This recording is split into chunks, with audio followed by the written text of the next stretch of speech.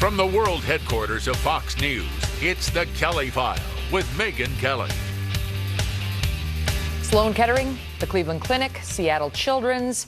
Some of the best hospitals in this country are so famous, their names are recognized coast to coast.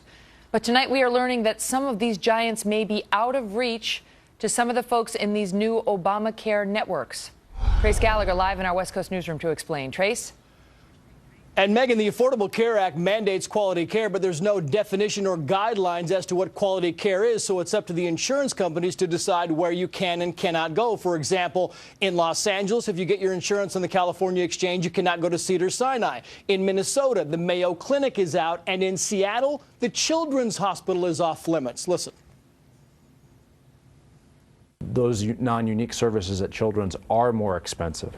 And if we included those in the network, it would mean higher rates for our customers on the health care coverage they have. Seattle Children's Hospital says it's more expensive because it treats gravely ill children, and even simple procedures are complicated. Children's Hospital is now suing the Washington Insurance Commissioner to get back into the exchange. Listen again. There becomes a point when, if you start denying access to care, that you can hurt children and children's health, and that's what we believe is at risk here. And for the family of 4-year-old Declan McNulty, the Affordable Care Act is a problem. Declan is a severe hemophiliac, and they say Children's Hospital has been a lifesaver. Here's his mom. If none of the marketplace plans have Children's as an in-network provider, we simply won't go to them. We'll choose to stay with our current provider, paying more than what we could be paying. So the insurance companies say smaller networks mean lower premiums, leaving many to ask, why are so many people's premiums going up? Megyn. All right, Trace, thank you. Joining me now with more, Dr. Mark Siegel, a Fox News medical correspondent, part of our medical A team, and Deborah Berger, who is co-president of National Nurses and a registered nurse in California. Dr. Siegel, let me start with you on this. That's scary when you hear about kids who are actually getting treatment who now no longer can go to the hospitals that they've been going to because of this law.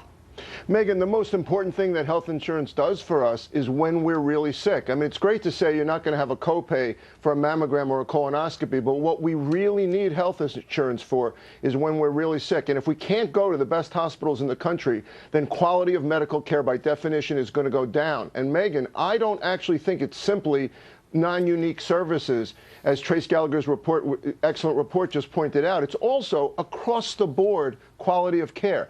I would rather be in a great hospital like Massachusetts General or UCLA or Cedars-Sinai or Mayo if I have a tough illness. Community hospitals are great, but you go to the university hospitals for the best care, and if they're being shut out, that by definition is going to lead to a decreased quality care and ultimately a two-tiered system of medical care. All right, so we've gotten the doctor's take. Let's get the nurse's take now. Deborah, your thoughts on this? Well, the nurses over the entire country have been concerned about this health insurance reform. And it's not Obamacare or the Affordable Care Act that's limiting the choices. Let's be clear. These are the insurance companies that were left in charge of health care and wrote health care reform. So they're the ones that are actually limiting care and creating this big bureaucracy to deny our patients care. Okay, but with all due respect, today, what people really care about is care being denied. Are their children not going to be able to get, because the report in the Washington Post today is that these major hospitals, because of the law, are not, they're not included. They're not in the network anymore. Well, and that's because the insurance companies are the ones that are actually deciding whether they're going to offer their services on the healthcare exchange. And what you're saying, Dr. Siegel, and what Trace's report said was that they're deciding not to because they want to keep premiums low under Obamacare. Exactly, because they're being hit by so many more regulations under Obamacare, and they have to cover everyone with pre-existing conditions. And that costs a lot of money, so they cut where they can. They cut fees to doctors, and they cut the number of hospitals. And by the way, Megyn, if I have a patient that's going to get admitted to a hospital, let's be clear to our viewers, I can only admit to one hospital where I have admitting privileges.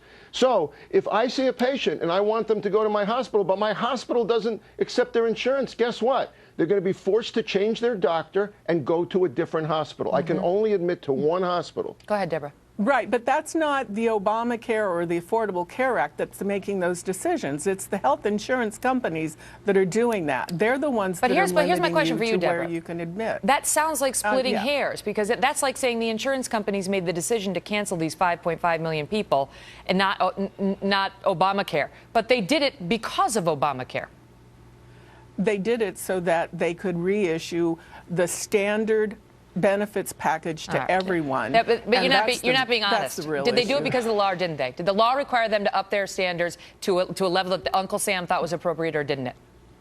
They did. Right. So that begs the question, Dr. Siegel. I mean, the people out there, for the purpose of this segment, this isn't about whether Obamacare caused it or what caused it. The point is, adults aren't going to be able to get into these hospitals that they want to go to, that are the top hospitals in the land, because they are excluded from the coverage being offered on the exchanges. Megan, there's no free lunch. If you're going to cover people with pre-existing conditions, with all kinds of illnesses, if you can go to the doctor whenever you want to, if you're going to have no co-pays, no deductibles, it's going to have to come out somewhere. The insurance companies, to preserve a profit, will cut the number of hospitals that they will refer you to. They'll say, I can't afford Seattle Children's Hospital. We heard that in the piece. And I'd rather have an appendectomy there, by the way. An appendectomy may be more expensive for a child at Seattle Children's. I'd rather have my kid have their appendectomy there.